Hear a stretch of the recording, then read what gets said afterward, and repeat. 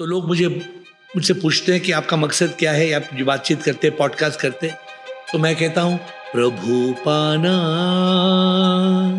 यही मकसद है, मरने से पहले प्रभु को पाना है। हीरा जन्म गवायो बिरथा, सुख ढूंढत विषयन में, चल रे मन गोविंद शरण में, कस्तूरी तो नाभि में है, मृगया ढूंढत बन में। भक्ति से मुक्ति कैसे मिल सकती है? भक्ति से मुक्ति की तरफ बढ़ने का मार्ग बहुत ज्यादा कठिन नहीं है। पहले बोलते थे कि लंबी जीवन है, थोड़ा टेंशन है, अब बोलते हैं छोटी जीवन है, लंबा टेंशन है। आज इंसान जो है वो डिप्रेस्ड है, वो बहुत चिंताग्रस्त है, एंजाइटी, तनाव, लेकिन आपकी बातें लोगों को खुश रहना सिखाती। I consider myself to be the happiest man in the world. मैं खुश हूँ, बहुत खुश हूँ। कथा सिर्फ स्टोरी नहीं है, कथा सिर्फ कथा नहीं है। कथा के माध्यम से हम लोगों को जीवन जीना सिखाते हैं, जो कहते हैं ना आर्ट ऑफ लिविंग। धर्म में हम प्रभु की पूजा करते हैं, भक्ति करते हैं, लेकिन आध्यात्म में हम ये सवाल करते हैं कि मैं कौन हूँ। सिंपल बात है, नेति नेति, ना इति ना इति, नेति नेति। मेरे हिसाब से मन और अहंकार को धर्म से नहीं, आध्यात्म से हम आगे बढ़ सकते हैं। बिल्कुल। गुरु मतलब एक प्रकार से डायरेक्टर, गुरु मतलब एक प्रकार से मार्गदर्शक। गुरु का सरल अर्थ ये है, गुरु जी, गु अंधकार जी, रू रोशनी जी। गुरु वो है अगर कोई हमें गु से रू ले चले, जी। अंधकार से रोशनी तक ले चले। आम के पेड़ पे सेब देखे आपने? नहीं, जबलपुर नहीं, बेंगलोर में है, हो सकता है? नहीं, कहीं नहीं हो सकता। क्यों नहीं हो सकता है? बिकॉज ये कर्म का कानून है। क्योंकि मरने के बाद क्या होता है ना मुझे पता है, ना आपको पता है, ना जो मर गए उनने आज तक किसी को आके बताया। हमने सिर्फ कल्पनाओं में जीना सीखा है कि ऐसा होता है, ऐसा होता है। आत्मा, शरीर कट भी जाएगा, शरीर गीला भी होगा, शरीर जलेगा भी, पर आत्मा जब तक जन्म कर्म मृत्यु, जन्म कर्म मृत्यु होगा, पुनर्जन्म भी होगा। बिल्कुल होगा। तो आदमी प्रभु को कर्म अर्पण क्यों नहीं करता है? हाँ, तेरा तुझको अर्पण क्या लागे मेरा। सच ये है, हर इंसान भगवान है। देह को जो मैं समझे ये सबसे बड़ा पाप है, सब पाप इसके पुत्र है, ये पापों का बाप है। तो देखिए, प्रेम ईश्वर से करना बहुत जरूरी, क्योंकि प्रेम ही ऐसा तत्व है जो व्यक्ति को सरल बना देता है, व्यक्ति को विनम्र बना देता है। यदि भगवान से प्रेम करने के बाद भी आपके भीतर अच्छा बुरा, गुण अवगुण, निंदा, असत्य, क्रोध, अविद्या ये भरा हुआ है, तो फिर आपने प्रेम नहीं किया, वो कुछ और है। मैं 40 साल भगवान से मुझे प्रेम करना था, लेकिन मैं नहीं समझा कि भगवान से मैं प्रेम कैसे करूं। मेरे चित्त में और ख्याल में तुम ही हो, एक पल भी ऐसा नहीं जिसमें तुम नहीं हो। प्यार का मतलब सिर्फ लस्ट नहीं होता, प्यार का मतलब सिर्फ वासना नहीं होती। प्यार मतलब प्रेम।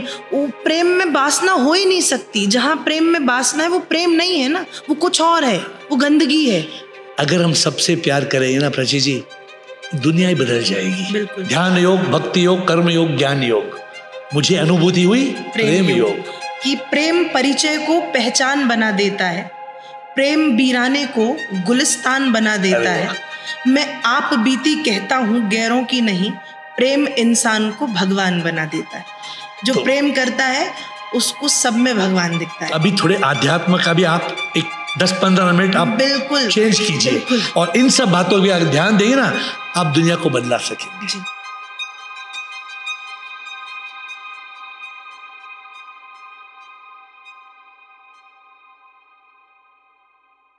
नमस्कार, आज हम स्वागत करते हैं पूज्य प्राची देवी जी का। इन्होंने मात्र 16 वर्ष की आयु में 114 बार श्रीमद् भागवत कथा करके सनातन धर्म को आगे बढ़ाया है। प्राची जी इतनी गहराई और भाव से कथा सुनाती है कि लोग उनकी कथाओं में लीन हो जाते हैं। बच्चों को निःशुल्क शिक्षा देना और गरीबों की सेवा करना इनके जीवन का एक लक्ष्य बन गया है। सनातन धर्म को अपने कथाओं से, उपदेशों से जीवित रखने वाली पूज्य प्राची देवी जी को हम प्रणाम करके स्वागत करते हैं।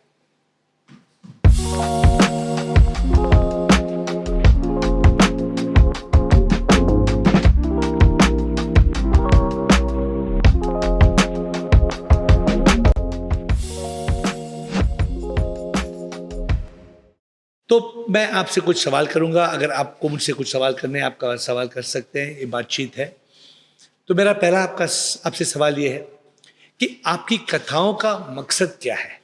आप श्री राम की कथा करते हैं, कृष्ण की कथा करते हैं, तो कथा का मतलब, कथावाचक का मतलब मैं समझता हूँ कि किसी को कुछ स्टोरी सुनाना या कुछ, इससे तो डीप है आपकी कथा है। तो आप बताइए ये कथाओं का मकसद क्या है? सबसे पहले आपसे मिलने में मुझे बहुत खुशी हो रही, आपको मेरा बहुत बहुत प्रणाम।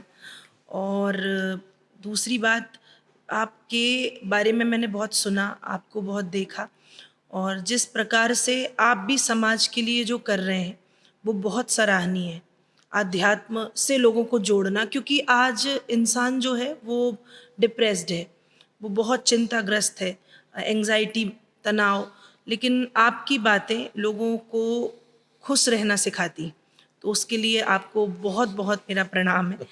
और रही बात कथा की, तो कथा में सिर्फ हम लोग स्टोरी नहीं सुनाते, क्योंकि कथा सिर्फ स्टोरी नहीं है, कथा सिर्फ कथा नहीं है।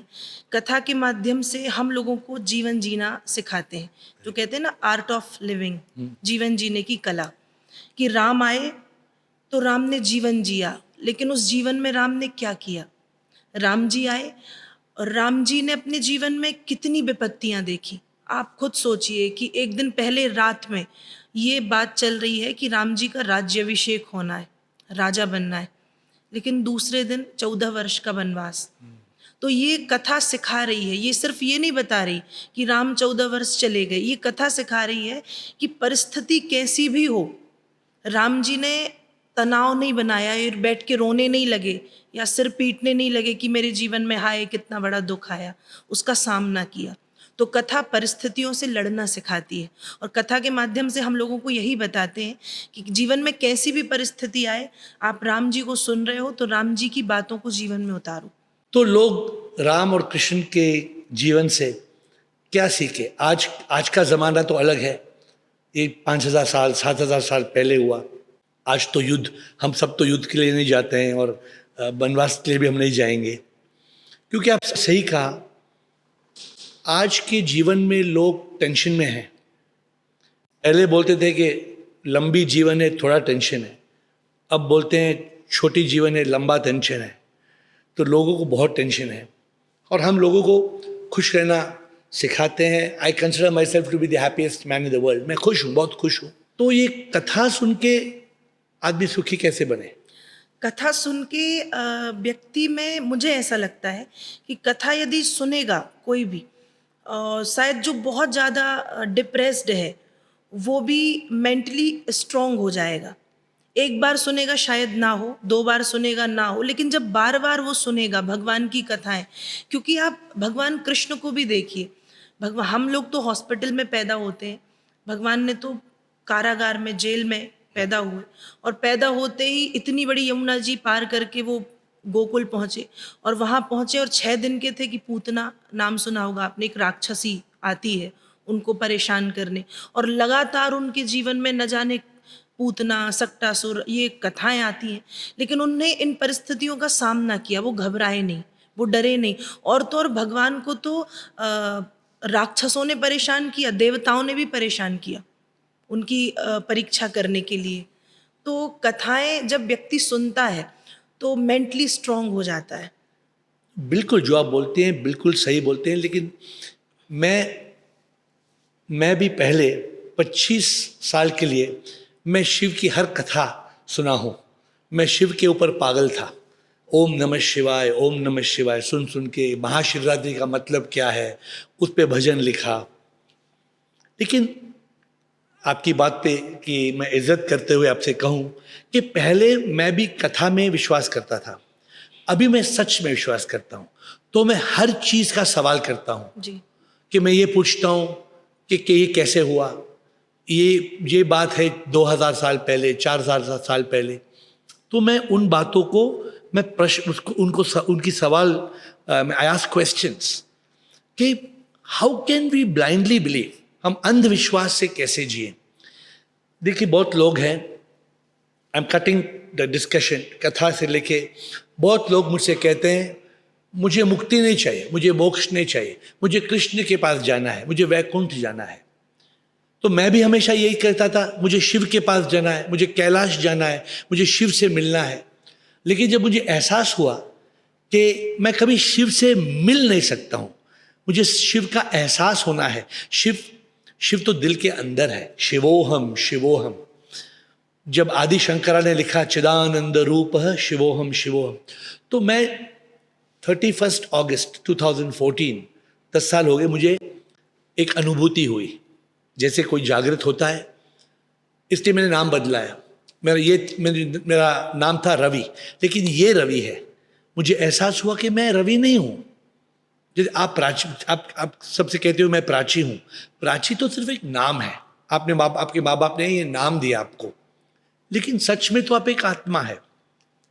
तो I don't want to bombard you with these things, लेकिन मैं आपसे ये आज की बातचीत में ये है कि कैसे हम आपकी कथा के द्वारा और मेरी सच्चाई के द्वारा लोगों तक एक पैगाम ले जाएं कि कैसे हमें कथा से शुरुआत करनी है, लेकिन कथा से आगे बढ़ के प्रभु को पाना है।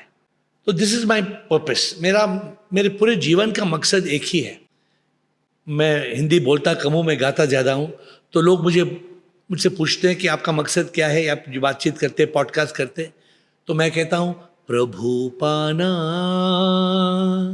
यही मकसद है, मरने से पहले प्रभु को पाना है। सब कुछ मिला अगर प्रभु ना मिला तो संसार मिला फिर भी कुछ ना हम पाते। आप मानते हैं मेरी ये? बिल्कुल बिल्कुल। तो कथा से मैं शिवजी से करीब हुआ, मेरी भक्ति थी, उस भक्ति में शक्ति थी, और मैं मानता हूं कि उसी शक्ति से अनुभूति हुई और मुक्ति होगी। लेकिन आई वॉन्ट योर थॉट कि लोग कब तक कथा सुने और उसे आगे कैसे बढ़े, या कैसी कथाएं सुने और कथाएं से कैसे लाभ उठाएं। देखिए, आपकी सारी बात मैंने सुनी और बहुत गहरी बात आपने कही है कि कथा कब तक सुने। सिर्फ कथा सुनना मकसद नहीं है, बिल्कुल सही बात है, क्योंकि कथा सुनाई ही इसलिए जाती है कि धीरे धीरे कहते ना स्टेज, बिल्कुल। कथा के बाद क्या, तो कथा के बाद आता है आध्यात्म, कि आप कथा में हैं, लेकिन कथा में जिनकी कथा आप सुन रहे हैं उनकी अनुभूति, उनका एहसास कि वो आपके पास हैं, उनको बाहर ढूंढने की ज़रूरत नहीं है। आज लोग आप देखिए कितना धक्के खाते हैं, तीर्थ यात्रा जाते हैं मंदिरों में, बुरी बात नहीं है, बात बहुत अच्छी है, लेकिन ऐसा भी नहीं है कि आप मंदिर नहीं जाएंगे तो भगवान नहीं मिलेंगे। क्योंकि जो बात भगवान आदि शंकराचार्य जी ने कही कि शिवोहम, मैं ही शिव हूँ, गोस्वामी तुलसीदास जी ने रामचरितमानस में उसको बहुत सरल भाषा में लिखा, ईश्वर अंश जीव अविनाशी, कि मैं ही ईश्वर हूँ, जीव ही ईश्वर है। हाँ। तो जीव ही ब्रह्म है। तो व्यक्ति को अपने भीतर भगवान को ढूंढना चाहिए, मुझे ऐसा। और जैसे आपने एक गाना गा के बताया, एक भजन, वैसे ही मैं भी एक भजन गाती हूँ कि हीरा जन्म गवायो बिरथा, सुख ढूंढत विषयन में, चल रे मन गोविंद शरण में, कस्तूरी तो नाभि में है, मृगया ढूंढत बन में। आप शायद नहीं समझेंगे। हाँ, समझाऊँ। एक हिरण होता है, हाँ। उसकी नाभि में कस्तूरी होती है, जो उसमें से एक फ्रेग्रेंस आती है, लेकिन उसको खुद नहीं पता होता कि वो उसके भीतर है। वो पूरे जंगल में ढूंढता है और ढूंढते ढूंढते आखिरी में मर जाता है, जबकि है वो उसके भीतर। वेरी सैड ना, बहुत दुख की बात है। दुख की बात है। वैसे ही ईश्वर हमारे भीतर है, हम ढूंढते जगत में है। तो कथा के माध्यम से व्यक्ति सिर्फ कथा सुनता है, ये उसका पागलपन है। वो कथा के आगे नहीं बढ़ पाता, कि कथा के आगे आध्यात्म, और आध्यात्म की अनुभूति है कि ईश्वर भीतर है, हमको भटकने की जरूरत नहीं है, हम ही शिव हैं या हम ही ब्रह्म हैं। ये व्यक्ति को कथा के माध्यम से जानने की कोशिश करनी चाहिए। तो मेरा सबसे बड़ा प्रॉब्लम यही है, और मैं क्यों बताऊं। मेरे माँ बाप हैं, वो 85 वर्ष के हैं जी और वो कथा में अटके हैं। जी वो हर दिन मंदिर आते हैं, पूजा करते हैं। मेरी माँ और मेरे पिताजी, जी मैं कितना चाहता हूं, मैं समझता हूं कि मैं जागृत हूं, मैं खुद उनको समझाने का कोशिश करूं, लेकिन वो कथा में इतने अटके हैं कि कथा से आगे नहीं बढ़ पाते हैं। आप ये मानते हैं कि, अच्छा मैं आपसे पूछूं, प्रभु में विश्वास करने वाले कितने हैं आज हमारी दुनिया में? सपोज 800 करोड़ लेंगे, 800 करोड़ लोगों में कितने लोग हैं जो प्रभु में विश्वास नहीं करते? आप बता सकते हैं? कुछ आइडिया है? I have no idea. मैंने सुना है 800 करोड़ में 600 करोड़ कोई ना कोई भगवान में विश्वास करते हैं। जी हाँ। लेकिन 800 करोड़ में 8 करोड़ भी प्रभु की तलाश में नहीं जाते हैं। बिल्कुल। वो क्या करते हैं? रस्म रिवाज में यकीन करते हैं, रिचुअल, सुपरस्टिशंस, मंदिर में जाना, नारियल तोड़ना, अगरबत्ती जलाना, अभिषेक करना, आरती करना। किसने कहा बुरा है? बुराई नहीं है इसमें, लेकिन आगे बढ़ो। मैं लोगों से कहता हूं, हम सब स्कूल जाते हैं, फिर मैं किसी को पूछता हूं आप कितने साल आप स्कूल में रहते हैं? बोलता है मैं जाता हूं LKG से शुरू होकर पास आउट होने के 16 साल हो जाते हैं। 16 साल के बाद हम आगे बढ़ते हैं। कहाँ जाते हैं? यूनिवर्सिटी जाते हैं। तो मैं बोलता हूं कि आप 16 साल में स्कूल छोड़ के आगे जाते हैं, लेकिन 80 साल तक आप तो नर्सरी में बैठे हैं, कथा सुन के। आप वही कथा में कोई प्रॉब्लम नहीं, लेकिन उस चीज को समझ नहीं रहे। समझ के आगे बढ़ना है ना। बस ये बहुत अच्छी बात है कि आप कथा सुने। कथा में बुराई नहीं है, क्योंकि कथा कुछ अच्छा दे रही है। हाँ। लेकिन सिर्फ कथा में, सिर्फ मंदिर में, या सिर्फ नियमों में, रीति रिवाजों में ना अटके रहें। आगे बढ़े ध्यान की तरफ, आगे बढ़े आध्यात्म की तरफ, और खुद के भीतर जो ईश्वर बैठा है उसको जानने की कोशिश करें। तभी शांति मिल पाएगी, नहीं तो आप भटकते रहोगे। तभी सब कुछ मिलेगा। जी देखिए, प्रभु की शुरुआत होते हैं मंदिर में, जी लेकिन प्रभु का अंत होता है अंदर में। जी बिल्कुल। प्रभु का अंत मंदिर में। अगर लोग समझते हैं मैं कुंभ मेला जाऊंगा, कुंभ मेला जो भी जाएगा, गंगा में डुबकी, त्रिवेणी में डुबकी मारेगा, मोक्ष मिलेगा।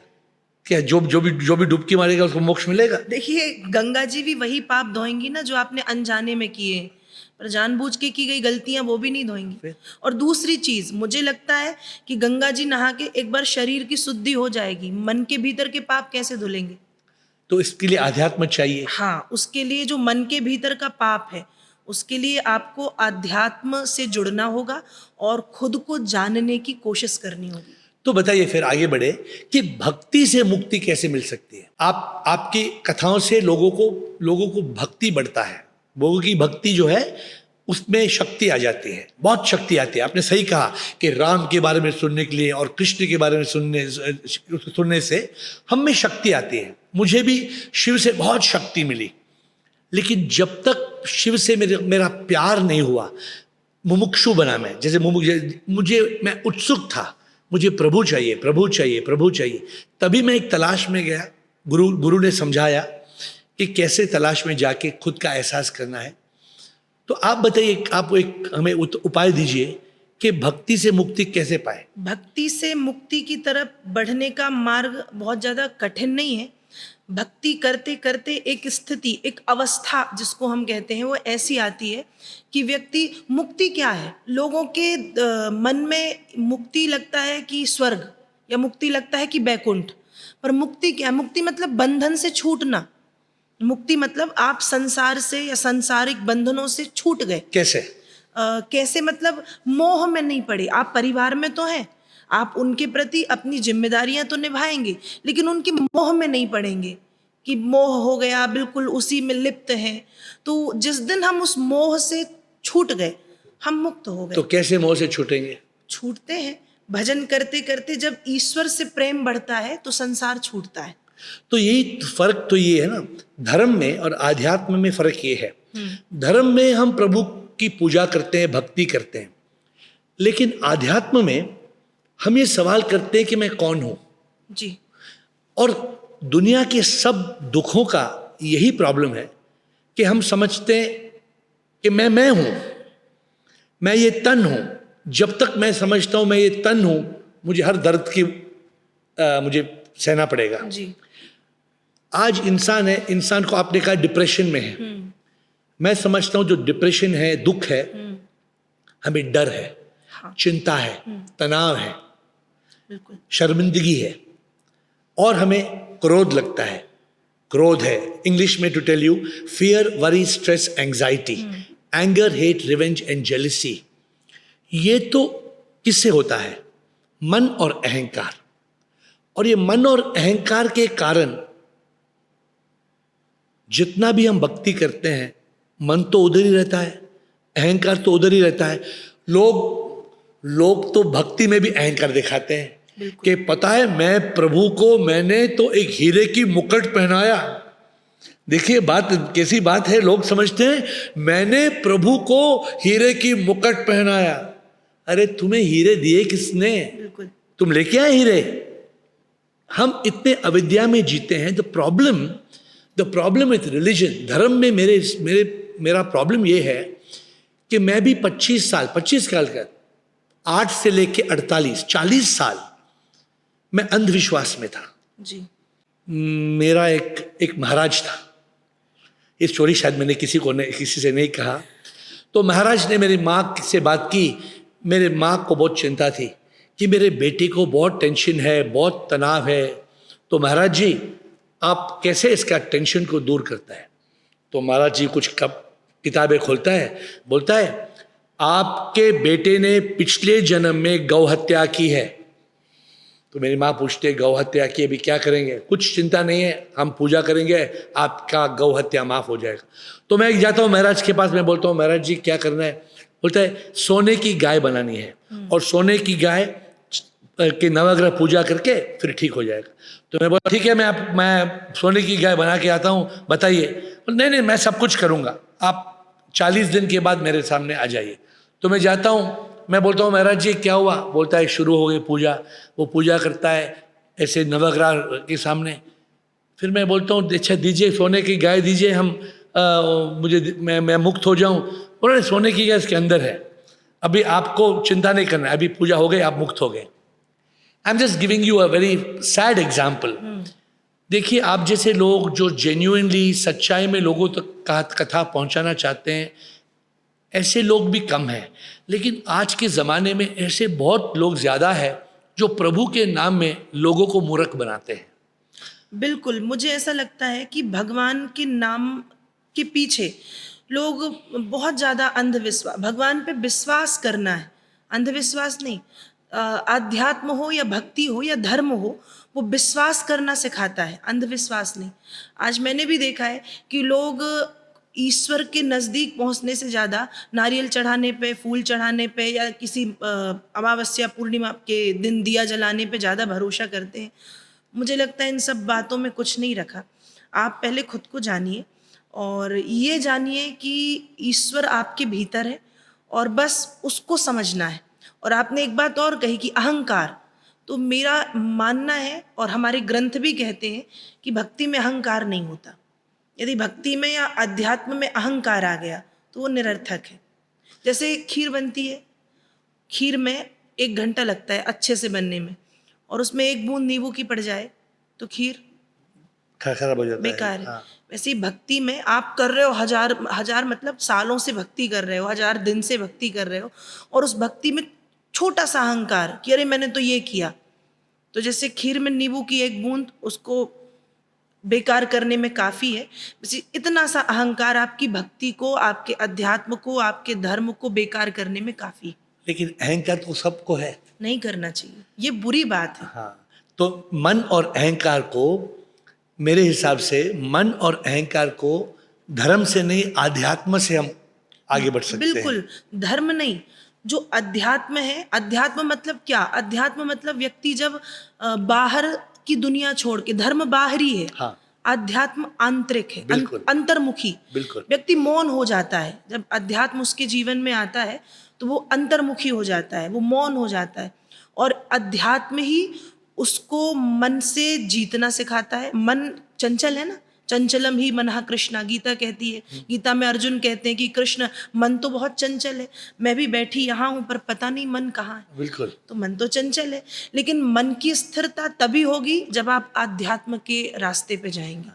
और आध्यात्म में हम ये सीखते हैं कि नेति नेति तत्वमसि। जी तो मैं जब धर्म में मानता था तो मैंने ये, जब मेरे गुरुजी ने पहली बार मुझे कहा तत्वमसि, मैं तो उन शब्दों को मैं बोल भी नहीं पाता था। तत्वमसि क्या है ये तत्वम, कुछ समझ में नहीं आया।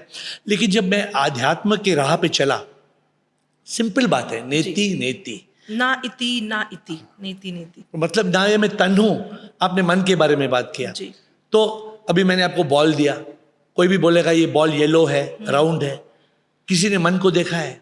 नहीं देखा। मन को कोई देख ही नहीं सकता, क्योंकि मन जैसे चीज है ही नहीं। जी जैसे हमारा दिमाग है, हमारा हृदय है, किडनी है, लंग है, ये तो हम साइंटिफिकली हम उनकी पिक्चर देख सकते हैं, इनके स्कैन देख सकते हैं, लेकिन किसी ने मन को देखा नहीं।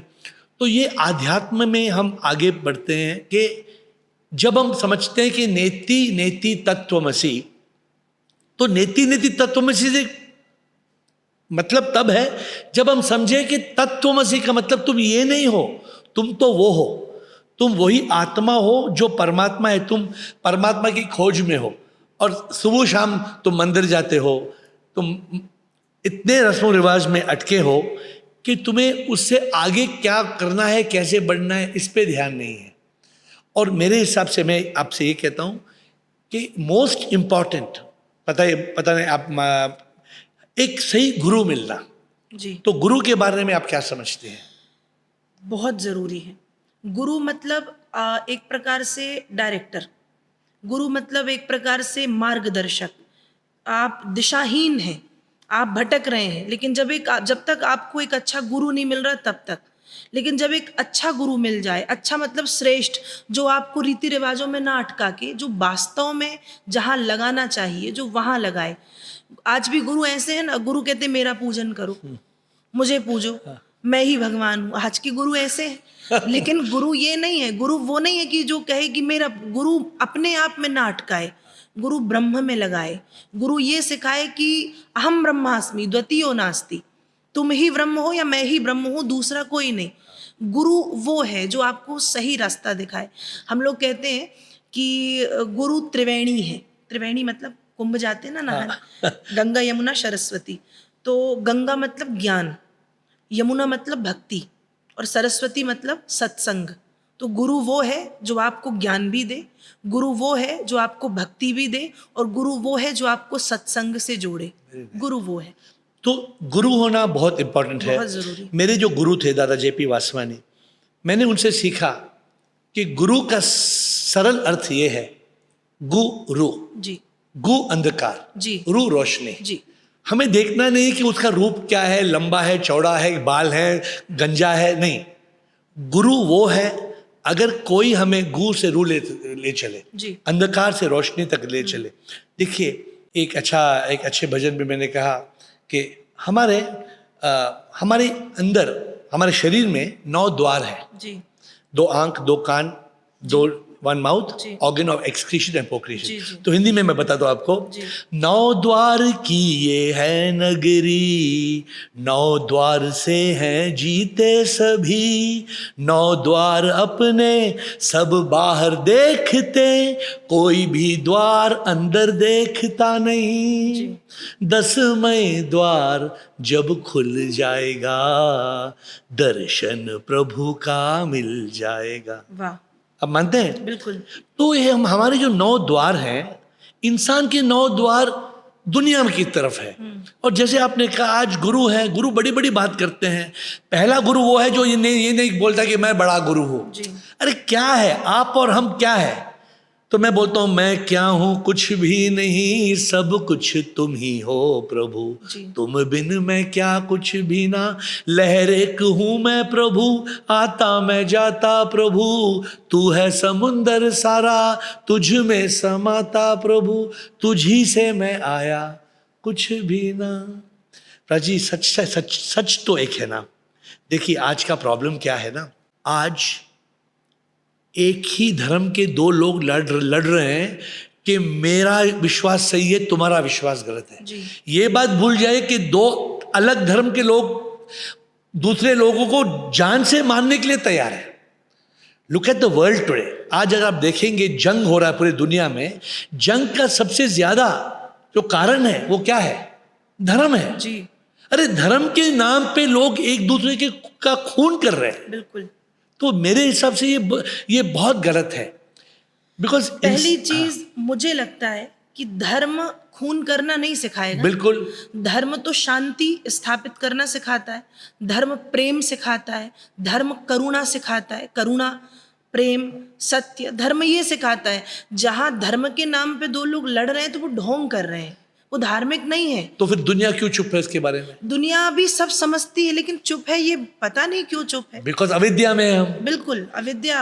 हाँ, अगर हमें ज्ञान आ जाएगा, ज्ञान हो जाएगा कि हम सब जो है इंसान में ही भगवान है, भगवान नहीं आसमान में है, कण कण में प्रभु की शक्ति ही है, हर जीव में भगवान है। ये तो बात आपने ही कही। जी आप धर्म की कथा करती है, कृष्ण और राम की इतनी अच्छी अच्छी कथाएं सुनाती है, लेकिन मेरी ख्वाहिश ये है, मेरा एक प्रभु से प्रार्थना ये है कि जितने धर्म के लोग हैं, हमारा मकसद एक ही होना चाहिए कि धर्म को जोड़ना।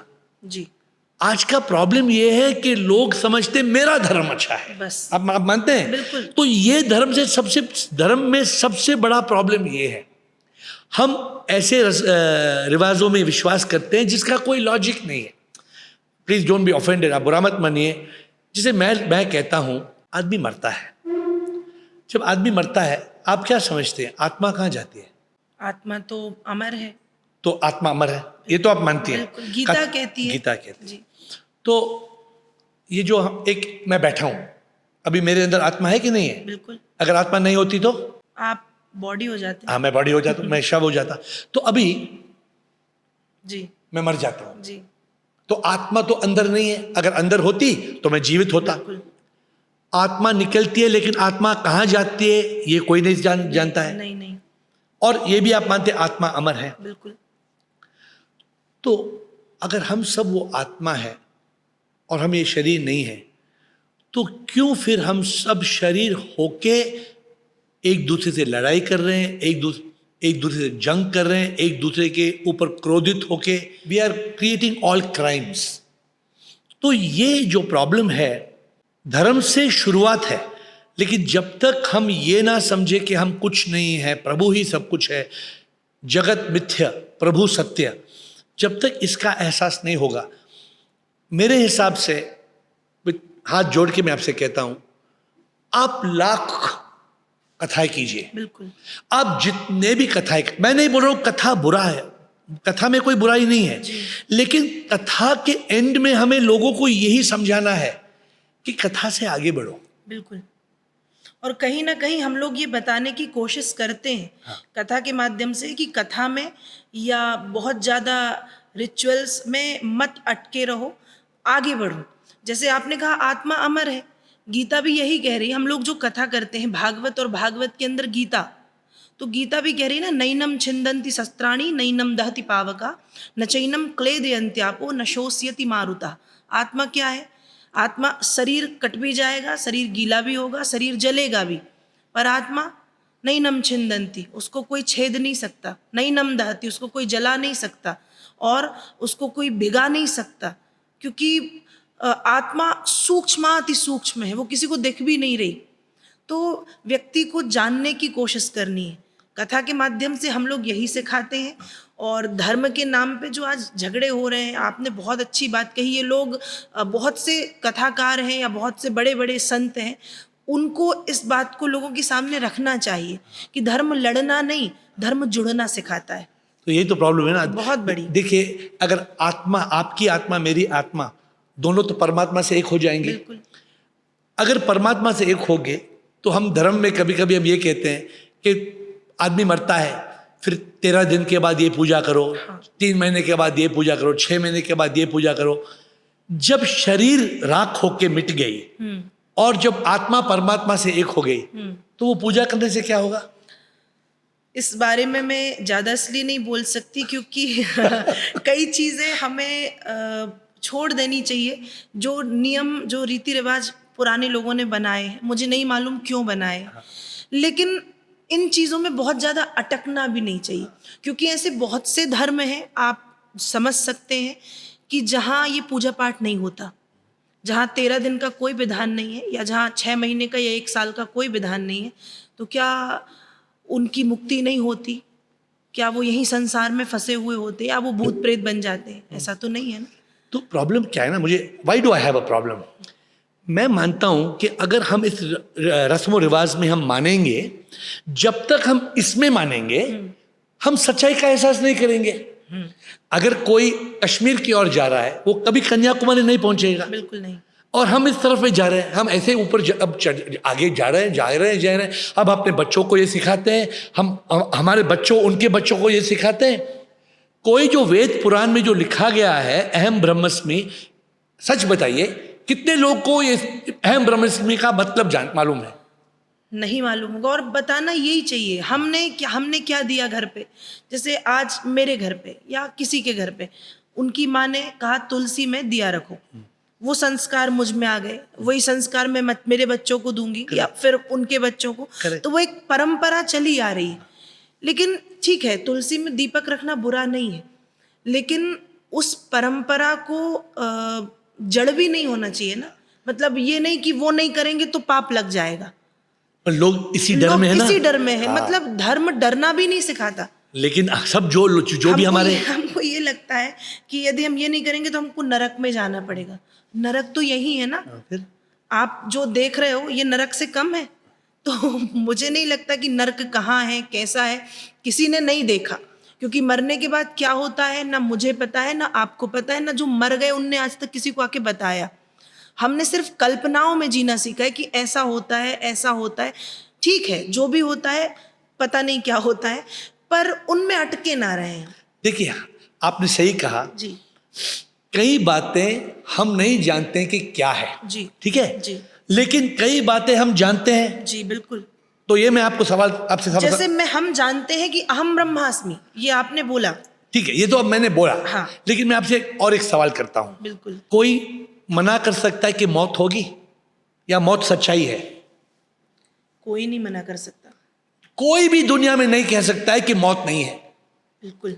एक यहां पे रख दीजिए मौत। कोई मना करेगा कि आज बच्चा पैदा होता है? Birth and death is a reality. बिल्कुल। 2 बात हो गई। तीसरी बात, अब जबलपुर से हैं। बिल्कुल। जबलपुर में आम के पेड़ में सेब देखे आपने?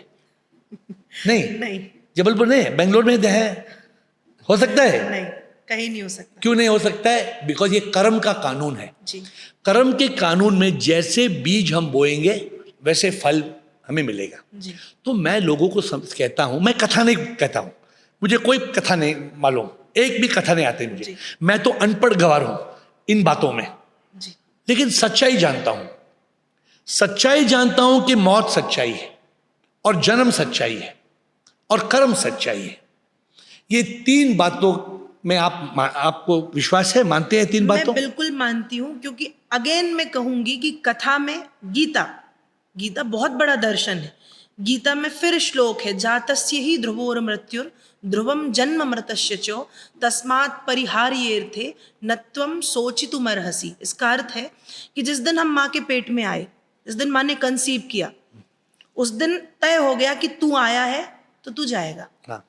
जन्म और मृत्यु तय है। आपका जन्म है तो आप मरोगे, 4 साल, 5 साल, 25 साल, 50 साल, 75 साल की उम्र, वो आपके कर्म पे है कि कितने दिनों के लिए आप यहाँ पे आए। तो ये जन्म और मृत्यु के बीच का जो खेल है, इसमें व्यक्ति को बहुत ज़्यादा सोच विचार नहीं करना चाहिए। क्यों? क्योंकि ये तय है, निश्चित है। जैसे हमारा भोजन करना तय है, हम सोचते थोड़ी है खाने के 4 घंटे पहले से कि खाना है। वो तो जब भूख लगेगी तो खाएंगे। सोचते किन बातों पे है? जो तय नहीं है। जैसे शायद मेरा यहाँ आना तय नहीं था, तो मैं सोच रही थी कि कब जाना है, कैसे जाना है, नहीं जाना है, आपसे मिलना है, कैसे होगा, तो वो तय नहीं था। तो जो अनिश्चित बातें हैं, जो पहले से डिसाइड नहीं है, उनको हम सोचते हैं, लेकिन जो पहले से तय है उन पे सोच नहीं सकते। तो कर्म जो है, हम कठपुतले हैं, हम इस पर आते हैं, हमें जो करना है वही करते हैं, या हमें करने का एक अधिकार दिया गया है। आप यहाँ पे आई, जी, आप समझते हैं आप एक कठपुतले, आप ऐसे आ गए या आपने सोच समझ के यहाँ पे आए हैं? नहीं, कर्म करने का अधिकार दिया गया है, क्योंकि भगवान ने कर्म के साथ सोचने समझने की शक्ति भी दी है। तो डाउट नहीं है ना? नहीं। तो मैं आपसे 3 बातों का जिक्र कर रहा हूँ। जी एक तो आप जन्म लिए जी और आपके शरीर का मृत्यु होगा जी और आप कर्म भी करेंगे। जी जब तक जन्म कर्म मृत्यु होगा, पुनर्जन्म भी होगा। बिल्कुल होगा।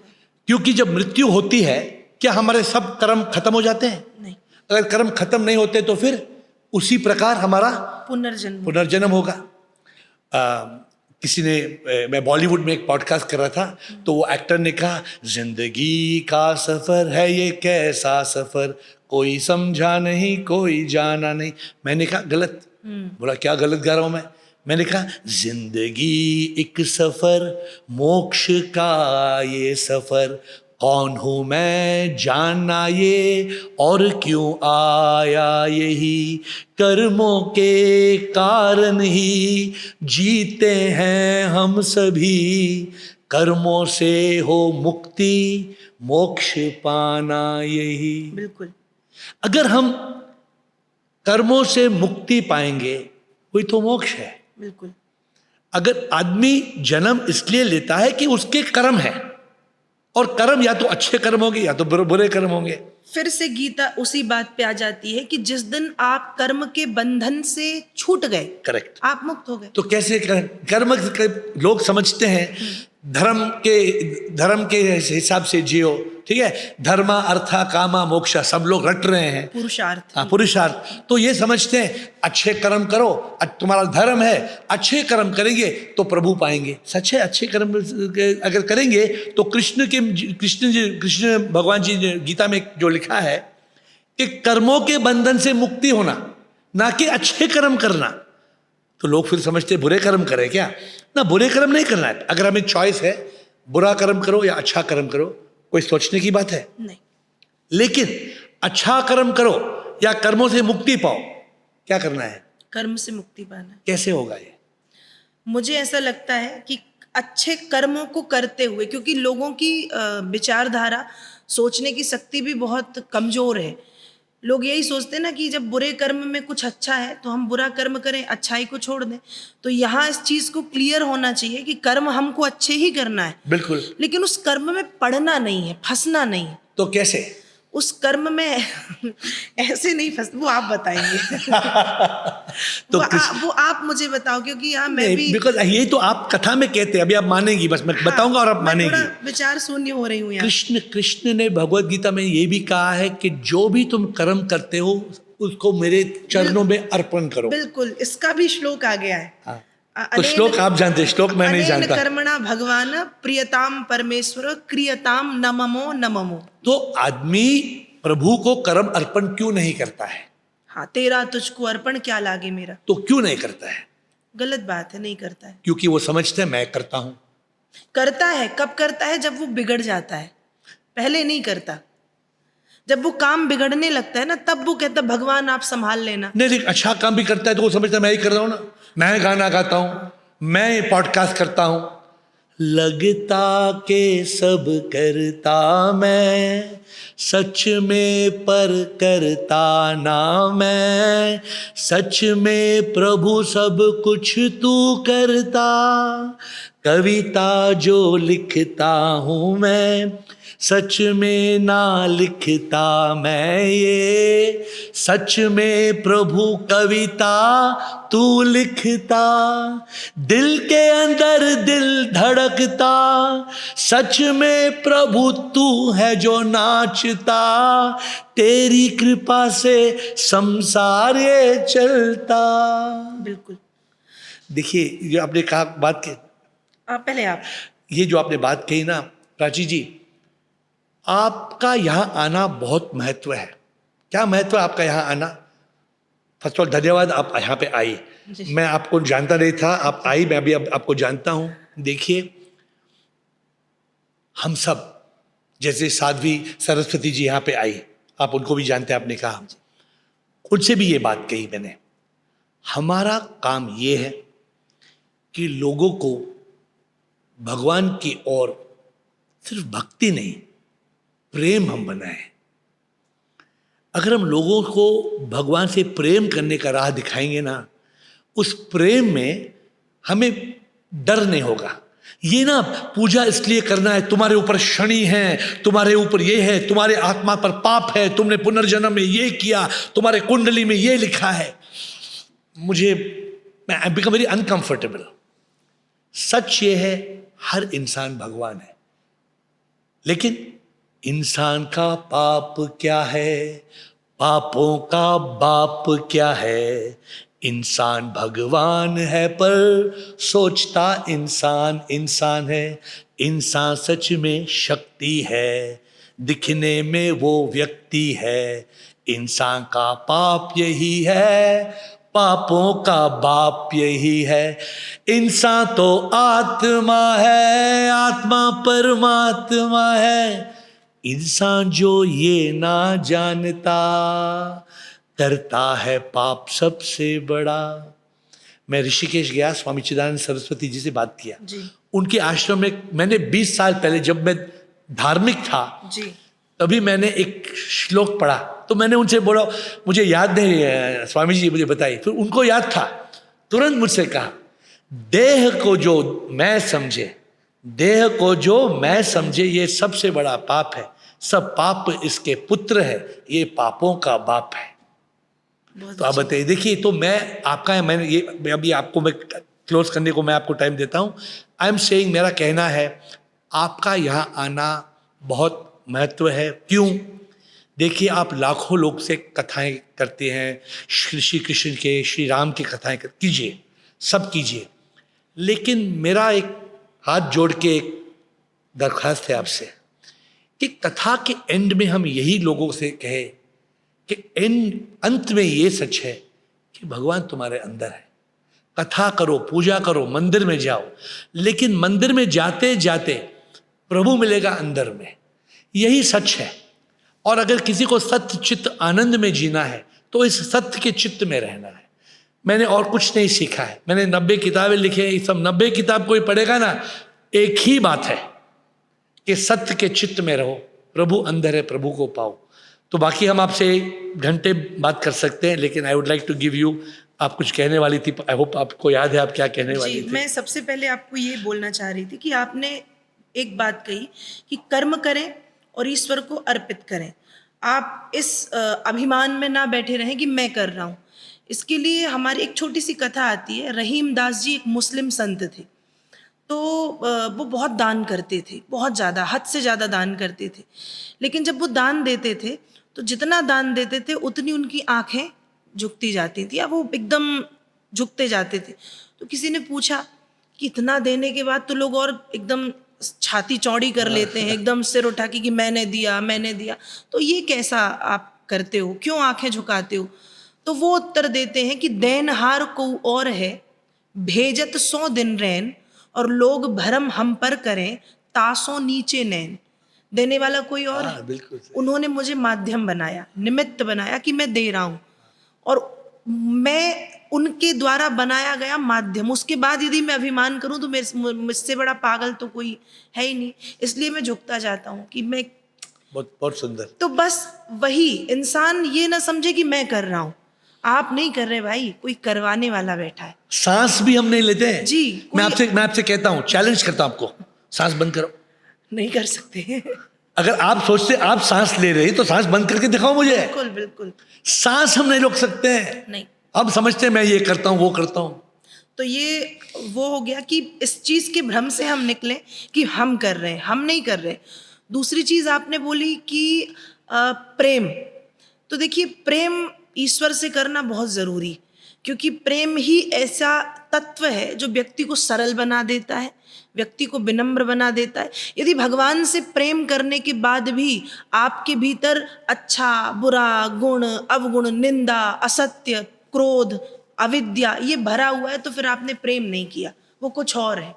क्योंकि प्रेम सरल बनाता है, प्रेम विनम्र बनाता है, और प्रेम अध्यात्म से जोड़ता है, मतलब प्रेम अंतर्मुखी बना देता है। आप जब सच्चा प्रेम करेंगे तो मुझे लगता है कि आप मौन हो जाएंगे, आप कम बोलेंगे। तो मुझे बताइए जी। आपने बहुत अच्छा कहा प्रेम के बारे में। जी। प्रभु से प्रेम करना चाहिए। जी। कैसे करें? वो करना पड़ेगा, आएगा धीरे धीरे भक्ति से। आप, मैंने कहा ना, भक्ति से उस रास्ते पे जुड़े आप, देखिए चले। प्रॉब्लम क्या है ना जी। प्राची जी, मैं आपको बताता हूँ। मैं 40 साल भगवान से मुझे प्रेम करना था, लेकिन मैं नहीं समझा कि प्रभु भगवान से मैं प्रेम कैसे करूं, क्योंकि मैं शिव से प्रेम करना चाहता था। मैं शिव के प्रति मैं सिर्फ भक्ति कर सकता हूं जब तक मुझे एहसास हुआ, क्या मुझे एहसास हुआ, मेरे चित्त में और ख्याल में तुम ही हो, एक पल भी ऐसा नहीं जिसमें तुम नहीं हो। मुझे एहसास हुआ कि प्रभु मेरे प्रेमी में है, प्रभु हर इंसान में है। जब मैं इंसान से प्यार करता हूं, इसका भी एक वेद वाक्य है, हाँ। आप उसको जानते होंगे, सर्वम खलमिदम ब्रह्म, ब्रह्म सर्वत्र है।